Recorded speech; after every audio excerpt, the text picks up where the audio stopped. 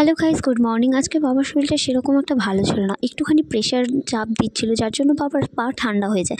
তো বাবা আমাকে বললো একটুখানি আমার পাটা গরম করে দে, আর এই ড্রায়ারটা দিয়েই বাবার পা বেশিরভাগ টাইমই আমি গরম করে দিই। তো যাই হোক, তারপরে আমি রেডি হতে গেলাম এবং মা রান্না করেছিল তরকারি, তার মধ্যে একটুখানি প্রবলেম হয়ে গেছিলো। তো গাইস, রেগুলার ওয়ার্কের মতো আজকেও আমি ওয়ার্কে যাচ্ছি। কালকে যেমন আমার পরীক্ষা ছিল, আজকে পরীক্ষা নেই। আজকে প্রথমত আমি অফিস যাবো, তারপরে ক্লাসে যাবো। আর আজকে কিন্তু আমাদের বাড়িতে একটা ঝামেলা হয়েছে। মায়ের তরকারিটা যেটা আমি দেখালাম, সেটা কালারটা দেখতে পাচ্ছ কেমন হয়ে গেছে, মানে হলুদের বদলে যেন ফুড কালার দিয়ে দিয়েছে, যার কারণে ওরকম হয়ে গেছে। তাও আবার ঠাম্মার জন্য। এই তুই ওখানে কি করছিস রে? ওই যে দূরে দেখতে পাচ্ছ, ওটা আমার ছোট দি, ফোনে কথা বলতে বাগানে বসে। তো যাই হোক, চলো আমি আমার নিজের কাজে যাই, না আমার লেট হয়ে যাবে। প্রথমত অফিসে ঢোকার পরে একটা মেয়ের সাথে দেখা হলো, সে ছিল একজন ক্যান্ডিডেট। তো তার সাথে অনেকক্ষণ গল্প করলাম এবং তার সাথে অনেকটা পরিচয় হয়ে গেল। আমি এখন অফিস থেকে বেরিয়েছি, এখন আমার ক্লাস মেকআপের ক্লাসে যাওয়ার আছে।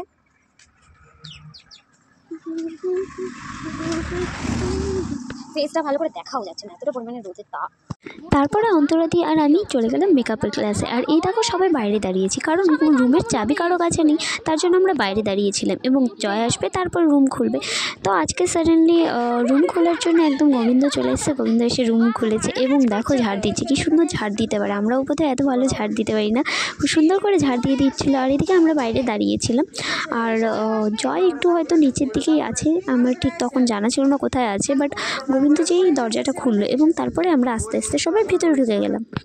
আজকে আমাদের ক্লাসটা একটু লেট করে হলে পরেও আজকে কিন্তু আমাদের অনেক কিছু শিখিয়েছে। এই যে দেখতে পাচ্ছ শাড়িটা, এই দেখো আমরা শাড়ি পরেছি, আমরা সবাই মিলে শাড়ি পরেছিলাম এবং শাড়ির স্টাইলগুলো দেখাচ্ছিলো। তো এখানে আমি একটা বেনারসি পরেছি, যেটা ছিল অন্তরাদির বিয়ের বেনারসি। এই দেখো, সবাই এক একজন এক এক দিকে শাড়ি পরতে ব্যস্ত, কারণ আমাদেরকে অনেক রকমের শাড়ি পরানো দেখাচ্ছিলো। আর কালকে যেহেতু পরীক্ষার জন্য আসতে পারিনি, তাই ভালো করে বুঝতে পারছিল না। আর এইখানে নাকি আমাদের দুজনকে খুব সুন্দর লাগছিলো, একদম নতুন বইয়ের মতন। তো যাই হোক, তোমরা কমেন্ট করে অবশ্যই বলে কেমন লাগছে। তারপরে আরেকটা স্টাইল এই যে দেখতে পাচ্ছ, মানে আমাদেরকে ভ্যারাইটিস অফ শাড়ি পরার স্টাইল দেখিয়ে দিয়েছে এবং সত্যি বলতে স্টাইলগুলো দারুণ ছিল। আর আমি এদিকে ফুল কভার করতে চাইছিলাম যে কিভাবে কি পরেছি, বাট সম্পূর্ণটা না দেখাতে পারছিলাম না, কারণ ফোনটাতে ফুল ফিল আসছিল না। বাট যতটুকু দেখতে পাচ্ছ, দেখে অবশ্যই বলো তোমরা কেমন লাগছে। আমাদের শাড়ি পরানো শুরু হয়েছে, তো থামার নামগন্ধ ছিল না। আর এই দেখো আমি পরেছি, তো ফুল শাড়িটা যেভাবে পরেছি, কুচিটাও খুব সুন্দর হয়েছে, শাড়িটাও খুব সুন্দর। তো যাই হোক, শাড়িটা সুন্দর দেখেই হয়তো এত সুন্দর পরা হয়েছে। আর এই যে দেখো ফুল একদম শাড়ি পরার লুকটা। তো যাই হোক, তারপরে আমি চলে আসলাম অফিসে। আর অফিসের সামনে আসার পরে আমার ফ্রেন্ড পাপাই আমাকে কল করলো যে কোথায় আছিস, তোর সাথে একটু দেখা করি, যেহেতু দেখা হয় না।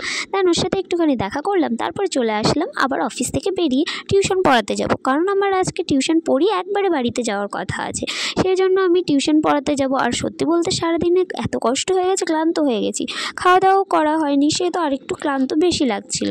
তো চলে যাই পড়াতে। সারা মাসে এত কষ্ট করার পরে এই যে টাকা, তাও আবার এই টাকার মধ্যে কত হিসাব, কি করে কি করব কিচ্ছু বুঝতে পারছি না। না বাড়িতে দেবো, না নিজের কাছে রাখবো। দিদির শাড়ি কেনার আছে, সেটাও হলো না এখনো পর্যন্ত কেনা, কি যে করব, টাকাই কুলাচ্ছে না। গাইস, আমি এখন যাচ্ছি একটু স্ট্যান্ডের দিকে, আমার কিছু কাজের জন্য। ওকে টিউশন পড়ানো কমপ্লিট হয়ে গেছে, আমার ফেসটা হয়তো প্রপারলি দেখা যাচ্ছে না, এদিকে ঘুরি তাহলে দেখা যাচ্ছে। তো চলো যাওয়া যাক।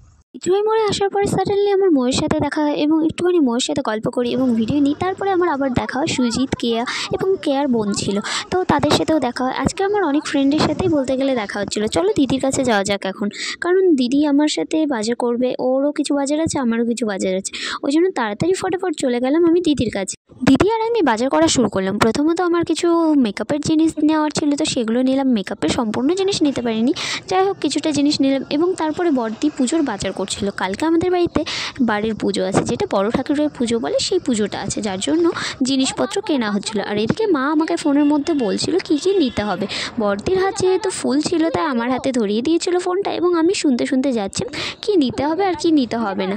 আর এদিকে বলতে গেলে ফান হচ্ছিলো একটুখানি, তার সাথে একটুখানি কষ্টও, যেহেতু সারাদিন আমি খাওয়া দাওয়া করিনি, তাই একটুখানি কষ্ট হচ্ছিলো।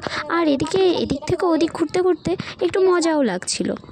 প্রথমে তো আমরা ফল কিনলাম, তারপরে চলে গেলাম দশকর্মা ভাণ্ডারে, যেখান থেকে কিছু জিনিস নেওয়ার আছে, সেটা নিয়ে বাড়ি। আমরা এখন বাড়ির দিকে যাচ্ছি। আর এই যে আপনি তুলতে পারছি না, এত বাজার, কালকে পুজো হবে দেখে এত বাজার করেছে। চলো বাড়ির দিকে যাওয়া যাক। গাইস, আমি বাড়ি চলে এসেছি, আমার প্রচন্ড খিদে পেয়েছে। আর একটা ব্ল্যাক ক্যারি ব্যাগে দেখ, ওটা নিয়ে।